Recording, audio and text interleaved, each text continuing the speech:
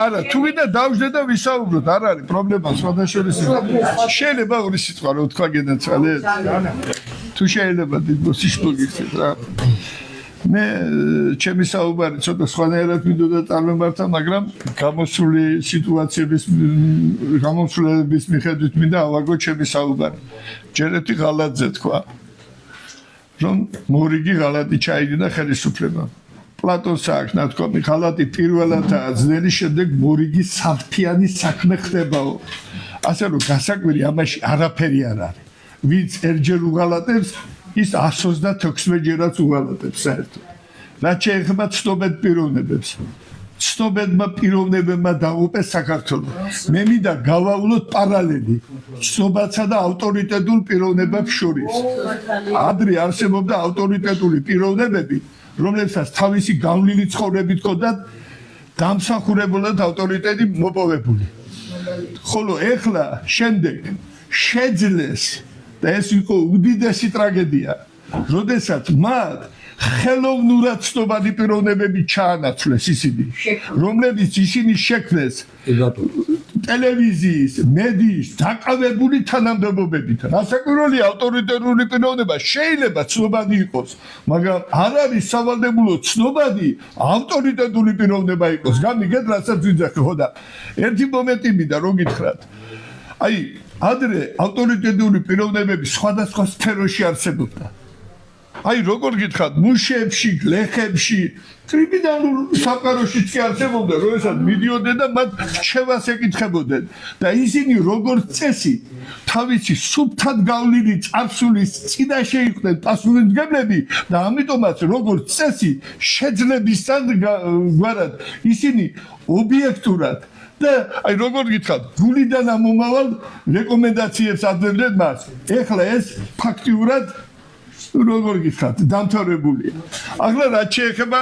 შეეხება ამ ბოლო მომენტს, კაი, გავანებოთ, მაგრამ ბევრი შეიძლება საუბარი, მაგრამ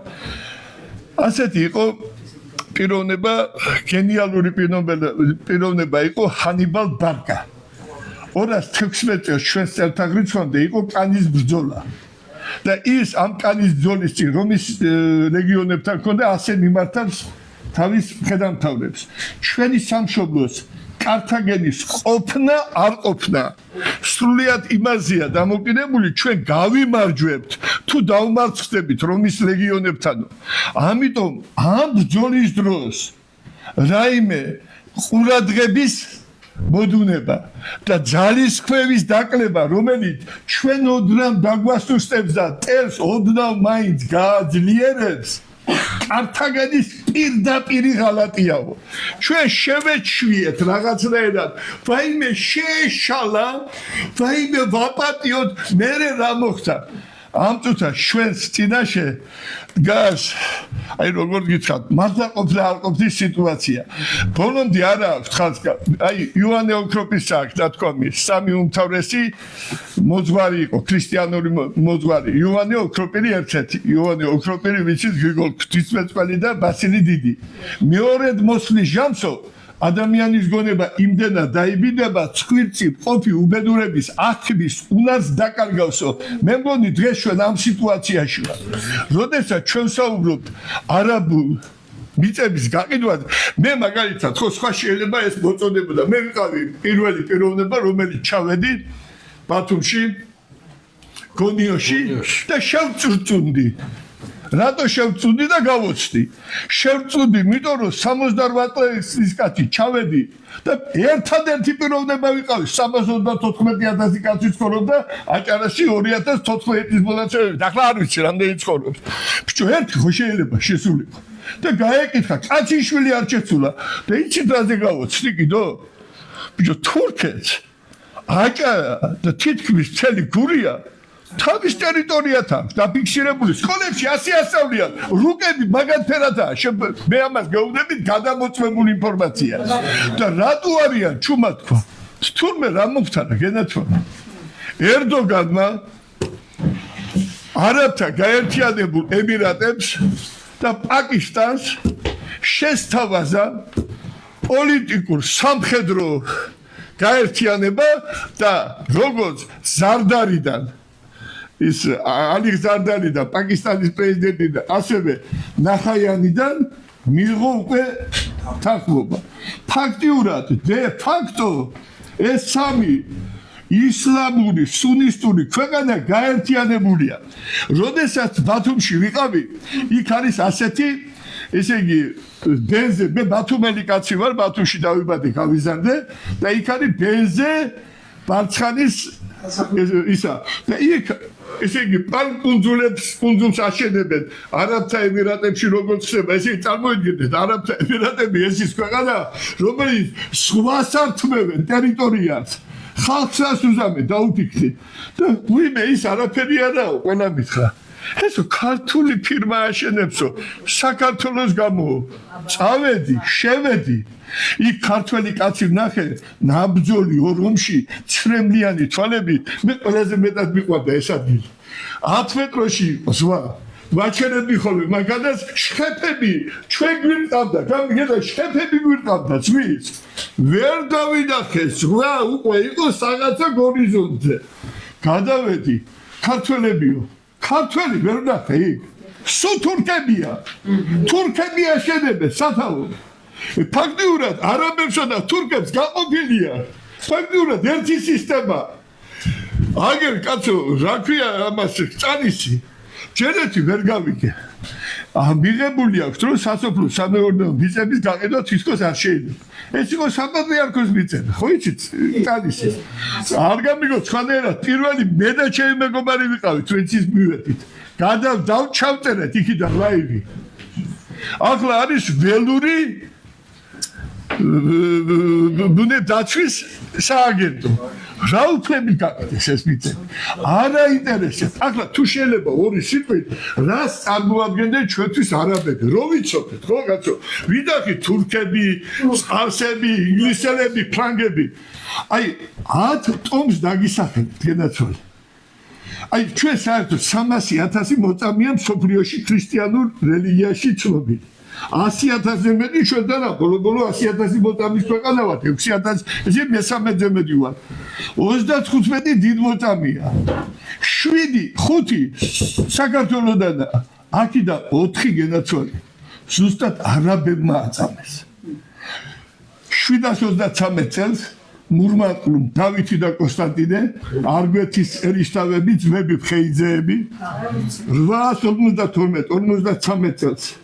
ბუღათურმა რომელმაც მანამდე თბილისი აიღო და 50,000 თბილისი გაწყვეტა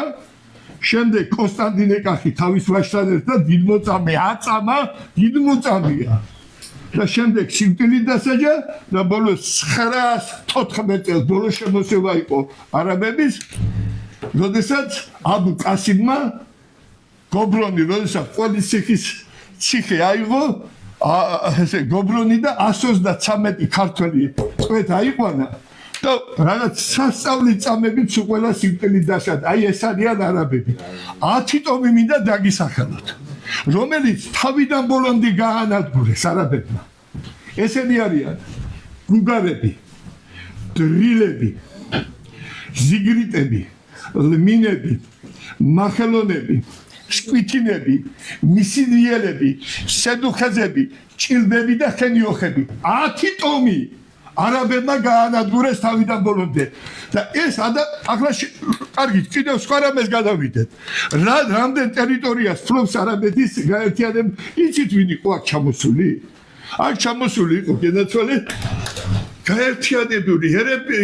ემირატების პრეზიდენტი ეს პრეზიდენტი ჩვენ უძახით თორე შინამდვილეში აბსოლუტური მონარქია შეუზღუდავი ძალაუფლების პატრონია ეს პიროვნება და დისპლეი როიძახია სოფლიო სიღრმისეული სახელმწიფოს ერთ-ერთი უმთავრესი ფიგურაა ეს პიროვნება როიცოდეთ აი უბრალოდ ნახეთ პუტინთან იყო ჩასული თვალებში უყურებდა პუტინი და მთელი საქმეების განჩევა მაგასთან ხდება აბუდაბში ჩამოვიდა ეს პიროვნება სახელად ქვია კარგად გამიგეთ რასაც ვიდახი მუჰამედ იბნ ხაიდ ალ-ნახაიანი მაგის მამამ შექმნა არაბთა გაერთიანებული საემირო 1871 წელს მერე იყო მისი უფროსი ძმა მსოფლიოში ყველაზე დიდი სახლი აშენებულია რატო გიყვებით ამ სახლზე ეს არის ბურჯ ხალიფა მისი ძმის სახელი ქვია ამ პიროვნების ძმის სახელი ქვია ის აბუ-დაბის ემირია შეუძლებელი მონარქია ხდებით რასაც უნდა ყველაფრის უფლება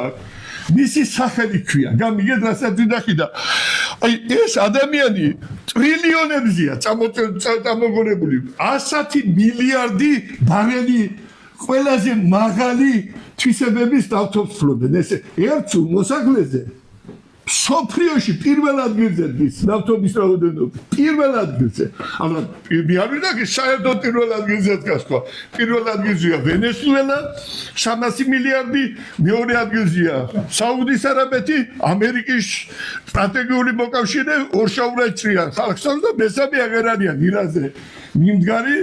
უნდა შეცვალონ რატომ ნავთობის გულისთვის 205 ეს ძალიან სერიოზული პრობლემა ეს განა სერიოზული პრობლემა აი როგორ გითხრათ აი მე არ ვიტყვი აი თელი ქართველიერი არ შეიკრიბა ერთად აი ერთ სულ ერთ ხოლს და თავგანწირული ბრძოლა არ გამოაცხადა ამ პრობლემის წინააღმდეგ ჩვენ ქართველები როგორც ჩვენი სახელმწიფოს საქართველოს სახელმწიფო წარმომქმნელი ჩვენ უახლოეს მომავალში არსებობა შევწყვეტ ამას მე ზუსტად გეუბნებით აი მოწონს ვინმეს არ მოწონს თანაც ახლა რო საუბრობენ რაღაცა პროგრამებზე და რაღაც გეგმებზე ამით ვამთავრებ თუ წარმოგიდგენია თქვენ რომელიმე პოლიტიკური ძალა რომელიმე პარტია რომელიც ხელისუფლებაში მოსვლამდე მოდიოდეს და კონდეს გეგმაშია პროგრამაში რომ ჩვენ რომ მოვალთ დავაქცევთ გავანადგურებთ ქართულ სახელმწიფოებრიობას საბოლოოდ გავაატაკებთ დავამშევთ ქუჩაში გამოყვით გადავხვეტავთ საქართველოს მოსახლეობას ვინმე წერს ამას კაცო ყველა იძახის რას რომ მოვლიან ედემის ბაღად აქცევენ საქართველოს და ქართველებს პირდებიან რომ ღირსეულ რა ვიცი ღირსეულ მომავალს და როგორ კომფორტულ ღირსეულ საცხოვრებელ პირობებს ასრულებს გენაცვალე ვინმე კარგით აღარ შეგატვირთეთ დიდად მაგრამ საქმელი ბევრია მაგრამ დამერწმუნეთ რა საქმე იმაზე უფრო მძიმედავი ვიდრე ჩვენ წარმოვაჩენთ და მართლა აი მე ადრე ლაივი მქონდა მე განა იმის იმედი ვარ რომ ჩვენ ამას შევქნებთ მე სხვა რამის იმედი მაქვს ბატონებო და ქალბატონებო როდესაც ღმერთი ჩამოვიდა სოდომი და გომორი რომ უნდა გაენადგურებია მაშინ აბრამი რო ნახა ღმერთს თავისი ყველაფრის ნახველს მენელმეთ არ დაუჟერა ყურებს თვალებს და შეაგებს ბავთარი ეს ამბავიო და სულ აქტიო უთხრა პირველი ვაჭრობა წავიდა ღმერთთან 50 40 30 20 და 10-ზე რო დათაფთა ღმერთი განა მარტო აბრამის გამო დათაფთა თუ 10 კაცი ამ უწმინდურობის ჭაობში მაინც გამოდგა წესიერიო მე არ დავწვა სოდომს და გომორსა და თუ ჩვენი ბრძოლა იქნება თავგანწირული და უანგარო მართლა შეიძლება ღმერთმა გამოგხედოს და რაღაცაერად დღეს ჩვენ არაფრით არ ვიმსახურებთ თქვენში რო დაგვიდგეს ღმერთი სხვადასხვა მოდი რა ცოტა ემოციური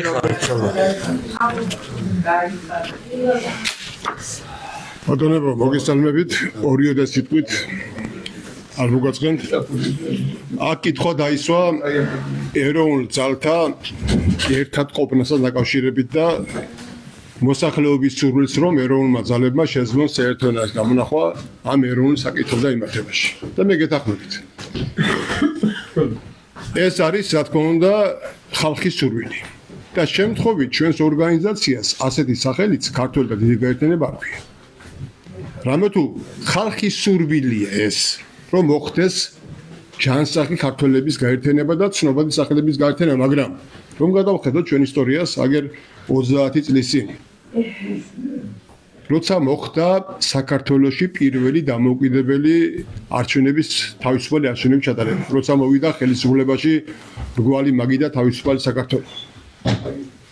გაიხსენეთ მაშინ ჩატარდა პარალელური არჩევნები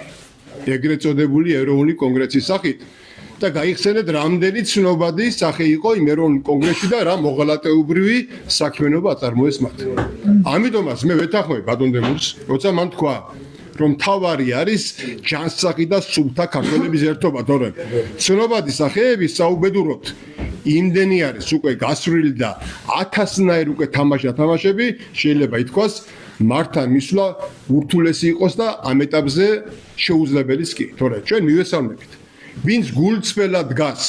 ქართული საქმის გარშემო და სურვილი აქვს რომ დადგეს ხომ ჩვენ ნებისმიერთან მივართ და ჩვენ ეს განცხადება გავაკეთეთ კიდეც მაგრამ რა განცხადებები წამოვიდა იქიდან მხრიდან ახლა არ მინდა ეს ყველაფერი ვახსენო თვითონ მათგან წამოვიდა არ ვასახელებ პოლიტიკურ პარტიებს ძალიან უარყოფით დამოკიდებულება და პირდაპირ როცა შეუთვალეთ ჩვენ და გვინდოდა მისვლა ერთ-ერთი პატრიოტ ალიანსმა მისცა საშუალება მეორე დღეს მათი მიტინგის მეორე დღეს ჩვენ პოლიტიკურ ლიდერებს გამოსულიყვნენ და გარკვეული დრო საეთერო დრო დაეთმო და მადლობა მათ ამისთვის მაგრამ აი მეორე ძალა რაც შეეხება ალტიფოს მე მქონდა საუბარი მათ ქუთაისში ლიდერებთან პირდაპირ მითხრეს რომ ეს იყო მათი პოლიტიკური აქცია და 1000 რამ რაც მოყვა მე ამ საუბარს და ჩვენ შეგნებულად თავი შევიკავეთ რომ ისულიყავით იქ რომ დამატებითი გაუგებრობები და რაღაც პროვოკაცია არ მოხდარიყო რაც შეეხება დავით გარეჯს ახლა ახსენა აქ მიხსენებელმა რომ არა მხოლოდ თავრობა დუმს, არამედ ტელევიზიებიც კი ხმას არიღებენ, მათ შორის ოპოზიციური ტელევიზიები. და რატომ მოიღებენ ეს ოპოზიციური ტელევიზიები ხმას, როცა დავით გარეჯი დაიწყო, ჯერ კიდევ აი წარმოვიდგინეთ, როდის დავიწყე ჩვენ ზვიად გამსახურდიას დროს პოლიგონი იყო იქ სამხედრო და მაშინ იქ ჩავდიოდი სტუდენტები და რამხელა აჟიოტაჟი და ამას მოყვა ეროვნული მოძრაობის ტალღა ფაქტიურად და მიშა ხომ დაიწყო და ამათმა ასე გამოდის რომ დაასრულეს ეს ყველაფერი და რატომ მოიღებენ ეს ოპოზიციური ტელევიზიები ხმას როცა ეს ყველაფერი ფაქტიურად ერთი ხელწერაა და ერთი სისტემის ფაქტიურად შვილობილი და შედეგი არის და ახლა გავაკეთეთ კიდე და გააკეთეს მიმართვა და ჩვენ ჩავატარეთ კიდე აქცია საპატრიარქოსთან და ვთხოვეთ რომ დამდგარიყო საპატრიარქო ამ პრობლემის გარშემო არა ჩვენს გვერდით არამედ ქართველი ხალხის გვერდით და მე კითხავს რომ რაში უნდა ჭირდებოდეს საპატრიარქოს ამ განცხადების გაკეთება და მე რამდენი განცხადებას ვაკეთებთ უკვე ჩვენ ზოგიერთმა დაგვწამეს ბრალო თითქოს ჩვენ ამით პატივს არ ვცემთ თქვათ საპატრიარქოს და არა და პირიქით ამ 30 წლის მანძილზე რაც საქართველოში მოხდა გარკვეული წვლილი მათაც მიუძღვით ამ უარყოფითი კუთხით მაგრამ ჩვენ მიუხედავად ამისა მაინც მივდივართ და მაინც უზარმაზარ ნდობას უცხადებთ მაგრამ ვეუბნებით კიდე გვიწინამძღვრე მეტი რა უნდა გავაკეთოთ და ახლა იგივეს ვაკეთებთ რომ ჩვენი მიმართვა მათ არ უნდა ჭირდებოდა მოიყვან მაგალითს თავის დროზე როცა აგერ დაიწყო 30 წლის წინ 91-12 წლებში იზუბედურება მეუფე ამბროსი გადამაძემ არ დაკითხვია არავის მოკიდა საკუთარ ბიჭხელი და პირველ რიგებში იდგა და ბუნკერში მომობდა კაცე დადგა ზვიადის გვერდში ბოლომდე და არ მისულა არავისთან და ნებართვა არ აუღია ხო რაში ჭირდება დღეს თუნდაც რიგით საუდელო პირს ნებართვა იმესგან რაში ჭირდება დღეს საპატრიარქოს ხვეწნამუდარა ჩვენგან მით უმეტეს როცა საქმე ეხება სრულიად საქართველოს და ამხელა პრობლემას და ბატონი შალვა ალაპარაკობდა ახლა და მას აქვს ნათქვამი მასინაც საუბრობდა ციცერონის ნათქვამია რომ თავარი არის სამართალი და სიმართლე იმიტომ რომ დაგვიდით როგორ ნათქვამი სამართლიანობა სიბრძნის გარეშეც არის ძალა და პირიქით სიბრძნე სამართლიანობის გარეშე არაფერი არაა და ჩვენი ძალა არის ჩვენ სიმართლეში ხალხო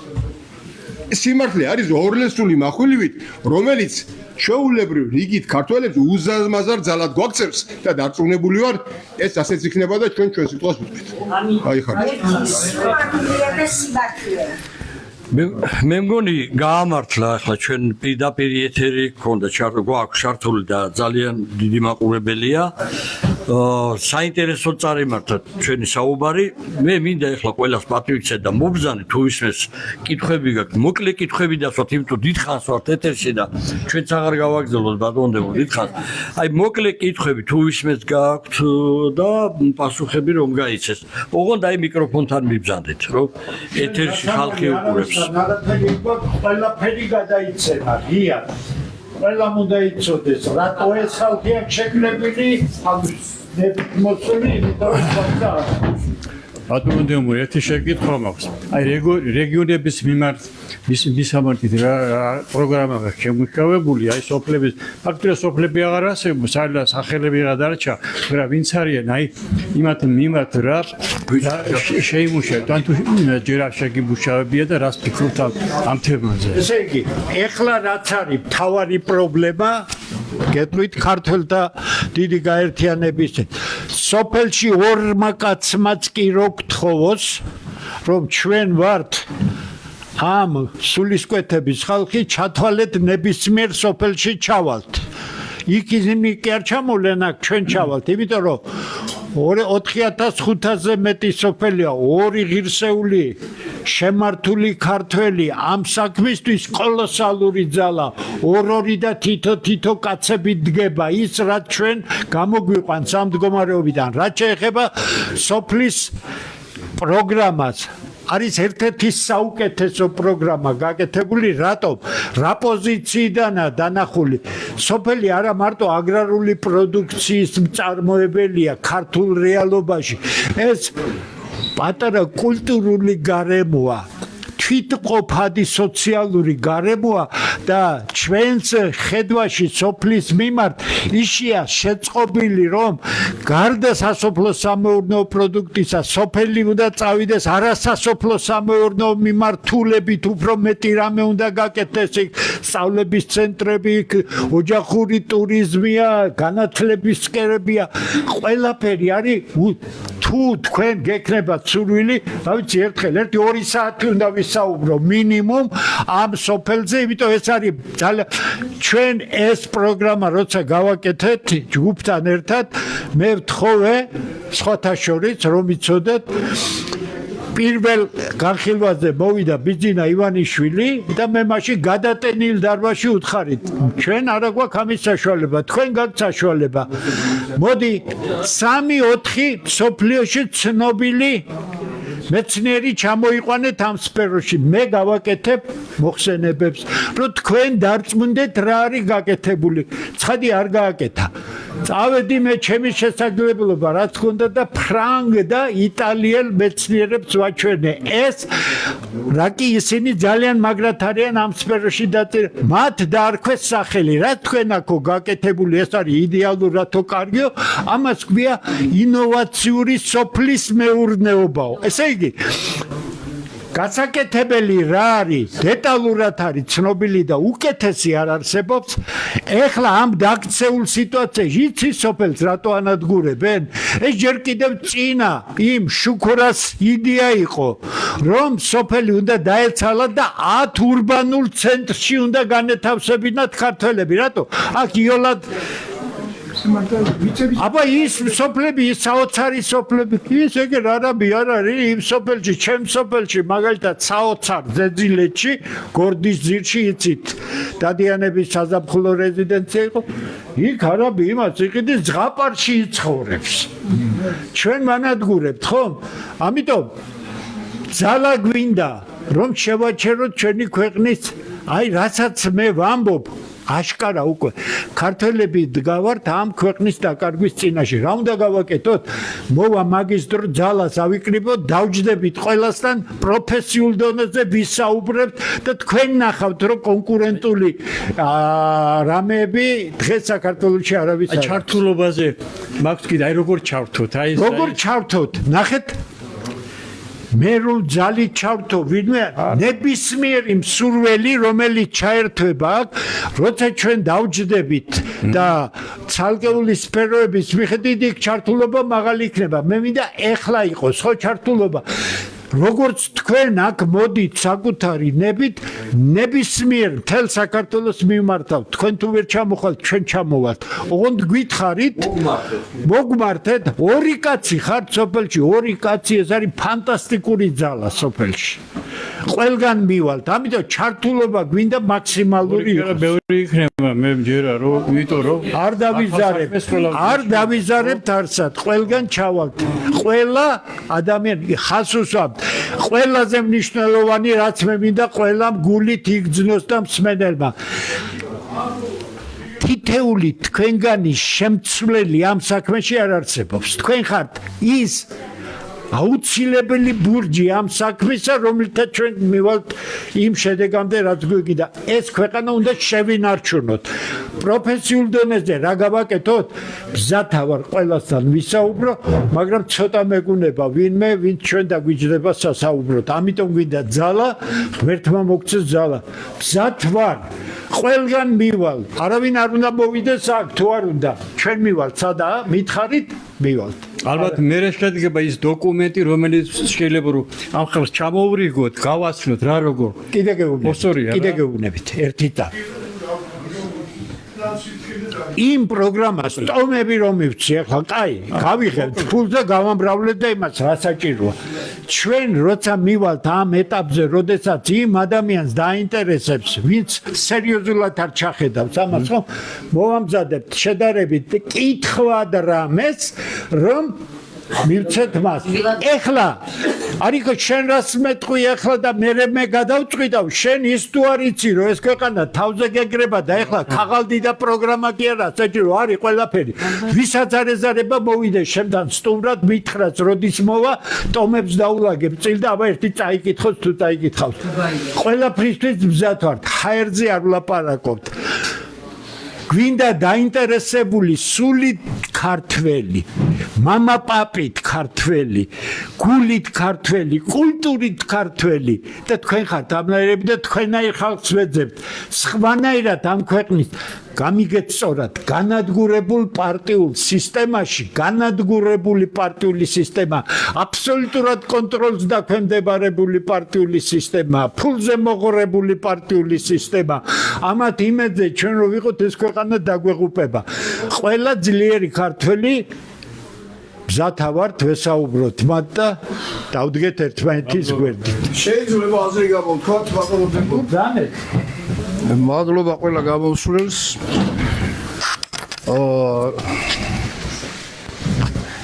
დღიდან მოწოდებისა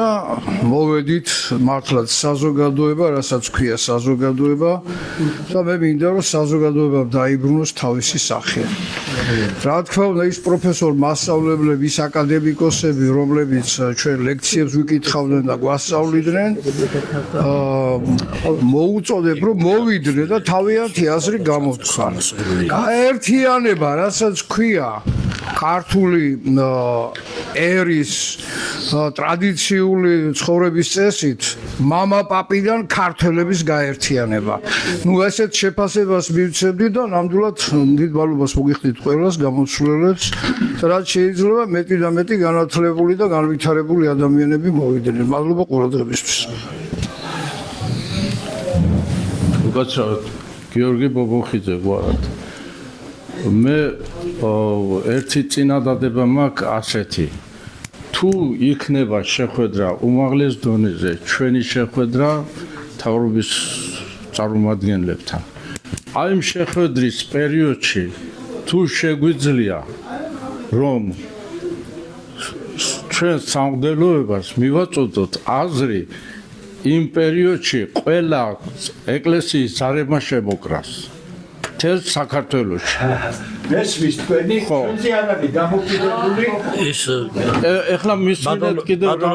ამითი ჩვენ ოფიციალურად მიმართეთ პრემიერს ოფიციალურად ჩვენმა იურისტმა იმის გაერთიანების სახელით არა მხოლოდ იმას არაბულ კომპანიასაც სახალხო დამცველის აპარატსაც და საპატრიარქოს ოფიციალური ისინი არავინ არ გამოგვეხმაურა ერთადერთი ესე იგი მესიჯის სახით მივიღეთ სახალხო დამცველის აპარატიდან რომ წარმოებაში მიიღეს. ეს არის უნიკალურად გაკეთებული რომ კონსტიტუციასაც ეწინააღმდეგება ამ დროს მოქმედ კონსტიტუციასაც კი და ამაზეც კი პასუხი არ გაქვს ეს ახლა თქვენ როგორ წარმოგიდგენთ ახლა ჩვენ დაგვიძახებენ იქა ესენი და თვითონ ეკლესიას ესენი დაგვიძახებენ კი არა ორი კაცი რო გავდივართ უშიშროების სამსახურში რეკავენ და ეგრევე გვესხმიან თავს რომ აბა რამე კიდევ ეს ერთი კითხვა და ეხლა მეორე კითხვა სოფლის მეურნეობაში მე შემიძლია ბევრი რამეთი დაგეხმაროთ Შეგვიძლია ხილის გადამუშავების საკითხი გადავწყვიტოთ ყველა ოჯახისთვის, ყველა მე მაგისი პროფესიონალი სპეციალისტი ვარ და აქამდე გითხარით რომ სოფლის მეურნეობაში, მრეწველობაში, ენერგეტიკაში ჩვენ ჯგუფებს დავაჭერთ, იმუშავეთ. კარგია რომ აქ ახლა გაჩეხება ეკლესიას. ეკლესია მე ვფიქრობ რომ როგორც იყო გაჭირვების დროს იქ ძალიან ისეული ხალხია არაერთი ვერთავარი თავისას გააკეთებს, მაგრამ მე ზედმეტი პედალირება არ მინდა ეკლესიაზე გავაკეთო, იმიტომ რომ ერისკაცმა უნდა აკეთოს, ეკლესია თავის საქმეს გააკეთებს, ჩვენ ვისურვებდით რომ მათი პოზიცია იყოს აქტიური, მაგრამ ჩვენ თავს უფლებას ამისთ ზედმეტი რაიმე შეფასება გავაკეთოთ ეკლესიის მიმართ. მე ვწუნეთ იქ არის ძალიან ღირსეული ხალხი, შეიძლება რაღაც პრობლემებია, მაგრამ ჩვენი გასაკეთებელი, ერისკაცის გასაკეთებელი უნდა გააკეთოს ერისკაცმა. აქ ეკლესია მე მხედველობაში მაქვს მხოლოდ ზარის რეკვა. ჯერ მოდი თუ ხელისუფლებიდან მოვიდა თანხმობა რომ ჩვენთან დიალოგი სურთ, ანუ ის რასაც აკეთებენ, მაშინ ჩვენ წინასწარ გაგაგებინებთ თქვენ ამას რომ ამადა რიცხვში შემოგთავაზა მთავრობამ დისკუსიისთვის მოგისმენთ თქვენ წინადადებას და მე ამას გავაგებინებთ ეკლესიასთან და ეხლა რა გააკეთებენ მე ვერ დავავარდებ. კიდევ არის კითხვები? თუ აღარ არის კითხვები, ძვირფასო მეგობრებო, ქალბატონებო და ბატონებო, მე კიდევ ერთხელ გეტყვით, ძალიან მოხარულები ვარ და დიდ მადლობას მოგიხდით, რომ აი ესეთ დღევანდელ საინტერესო პირდაპირ ეთერს ესწრებოდით. ჩვენ აუცილებლად გავაკეთებთ იმ პროექტს და ნამდვილ დებატებს გავაკეთებთ ისეც, რომ საზოგადოების ყურადღება იქნება ისეთი და ყურებადი იქნება ისეთი, რომ 10 ჯერ მეტი მაყურებელი ეყოლება ვიდრე აი ამ ფალსიფიკაციას თავრობამ რომ მოიგონა. პირდაპირ თქვენ იქნებით ჩართული აი აქ დებატებში, ვინც მოისურვებთ, იმიტომ რომ თქვენ არც ერთი ტელევიზია არ მოგიწევთ, არ მიგიწევთ, არ ჩვენ არ მიგვიწევენ. მათ აქვს ჩაკეტილი წრე, რომ იქ არ უნდა შევიდეს აი ამ პოლიტიკურ ავანსცენაზე არ უნდა მივიდეს ისეთი პატრიოტი ადამიანი, რომ რაღაც საფრთხე დაემუქროს აი ამ რაღაცა იმ კლასს, იმ გუნდს, რომელიც 1992 წლიდან დღემდე ანადგურებენ ქვეყანას. ეს არის შიშ ჩაკეტილი წრე, რომელსაც შიშ არ უშვებენ იქ მამულიშვილს და პატრიოტებს. ამიტომ აი აქ ყოველთვის ღია იქნება ქართველთა დიდი გაერთიანების სტუდია. ყოველი 4 შაბათს იქნება ასეთი პირდაპირ ეთერები უკვე და მოვიფიქრებთ ეს შაბათი დღე იქნება თუ კვირა, როდის დავნიშნავთ დებატებს. და აი ჯაბაასი იქნება, ასე დავარქვათ. ჯაბაასი ჩვენი ქვეყნის ყველაზე უმნიშვნელოვანეს და პრობლემურ საკითხებზე. ხო, ყველაზე მტკივნეულ საკითხებზე. მადლობთ ყურადღებისთვის, დიდი მადლობა ჩვენს მაყურებელსაც სოციალურ ქსელში, ასევე საქართველოს ფარგლებს გარეთ კიდევ ერთხელ მივესალმებით ჩვენს ემიგრანტებს და დიდი ეროვნული გამარჯვება, როდესაც მოვა თქვენ ღირსეულად დაბრუნდებით საქართველოში ყველა ქართველი. მადლობთ ყურადღებისთვის.